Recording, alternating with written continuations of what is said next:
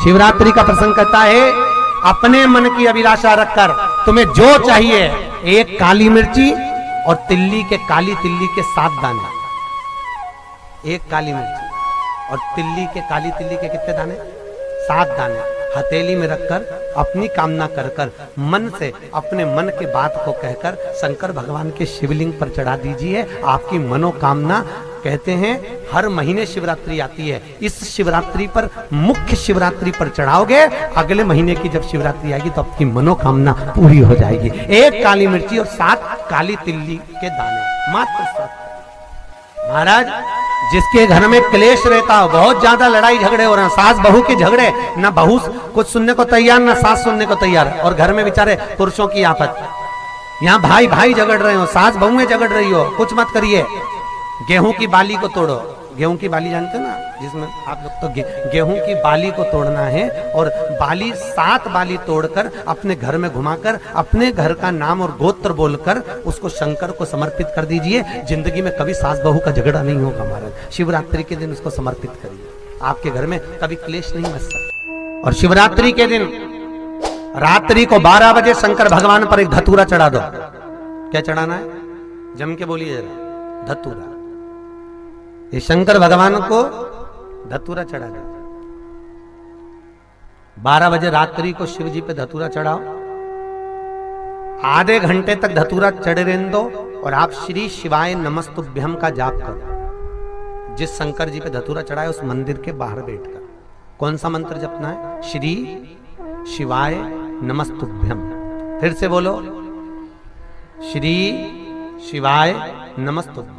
धतूरा चढ़ाकर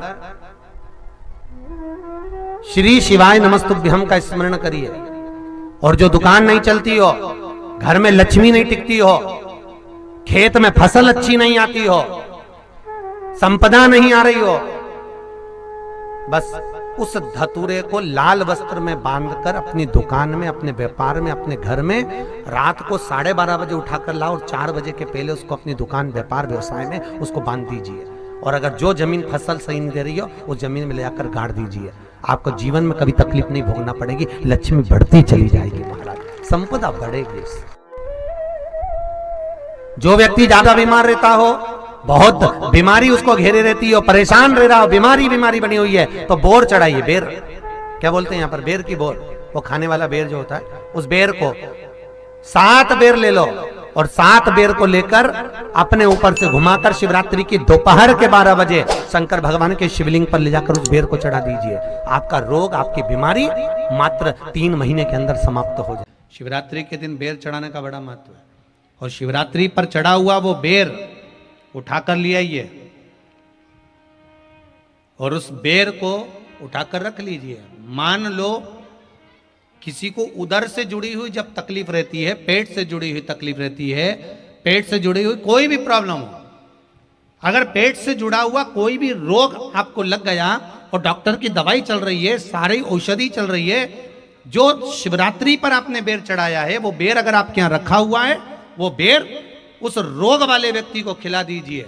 आधे घंटे के अंदर पेट का दर्द, पेट की तकलीफ, पेट का कैसा भी रोग होगा एकदम आराम लग जाएगा। उस बेर में इतना दम, इतना प्रबलता आ जाती है शंकर को जो शिवरात्रि के दिन बेर चढ़ाया जाता है। वो केवल शिवरात्रि के दिन करने का होता है। कहते हैं जिसका व्यापार ना चले, व्यवसाय ना चल रहा हो, बहुत ज्यादा कष्ट में जीवन निकल रहा हो और बहुत ही ज्यादा तकलीफ हो रही हो, तो धतूरे को हल्दी में डुबोकर शंकर भगवान को शिवरात्रि के दिन रात को 12 बजे समर्पित करें। उस धतूरे को वापस उठा लाएं 5-10 मिनट के बाद, श्री शिवाय नमस्तुभ्यम बोलकर लाल कपड़े में उसको बांधकर व्यापार वाली जगह में कहीं पर भी उसको बांध दिया जाए। व्यापार पीछे नहीं हटता, व्यापार अग्रण्य भाव में बढ़ता चले जाता है। महाराज, उस धतूरे को केवल परंतु शिवरात्रि के दिन रात को 12 बजे ही किया जाए। हल्दी में डुबोना पड़ता है।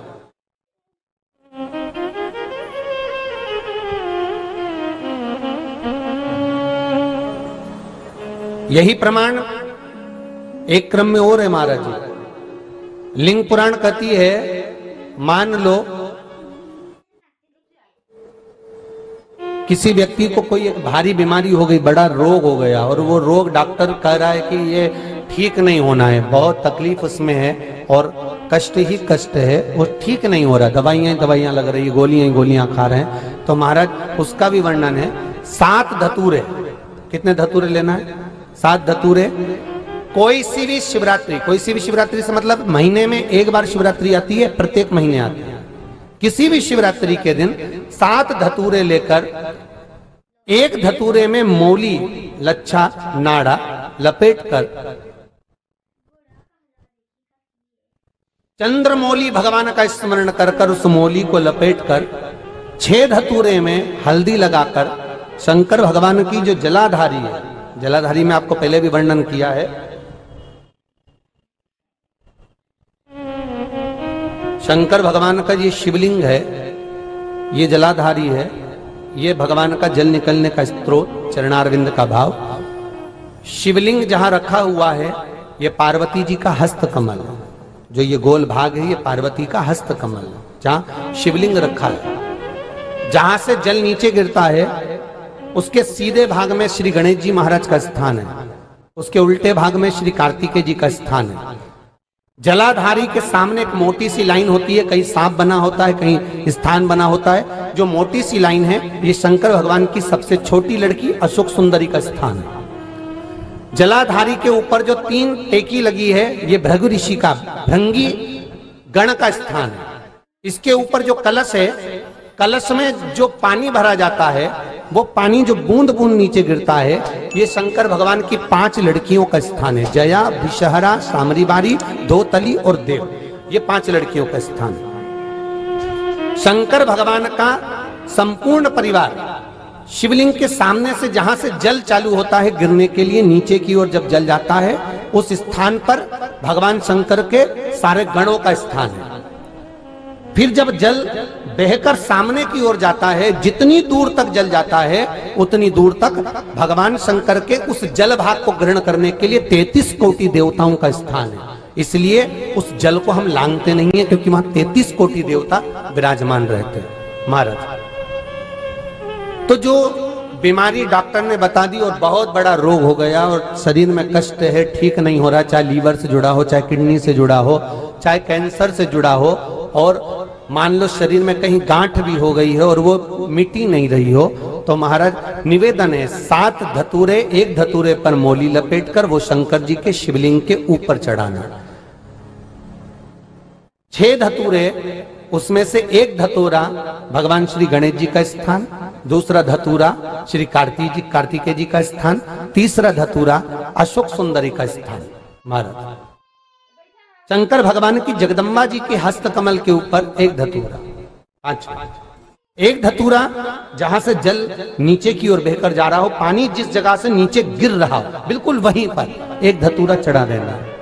उस धतूरे को चढ़ाने के बाद वो धतूरा वापस लेकर आना है, अवधूतेश्वर महादेव का नाम लेकर या चंपेश्वर महादेव का नाम लेकर उस धतूरे को, जो बीमार व्यक्ति है उसका स्पर्श कराकर बेलपत्री के पेड़ के नीचे पटकवा देना है महाराज। धीरे धीरे रोग में आराम मिलना प्रारंभ हो जाता है, औषधियां धीरे धीरे समाप्त हो जाती हैं और व्यक्ति स्वस्थ हो जाता है। ये केवल शिवरात्रि के दिन ही होता, 12 महीने शिवरात्रि आती है, आप किसी भी शिवरात्रि को कर सकते हो, किसी भी शिवरात्रि।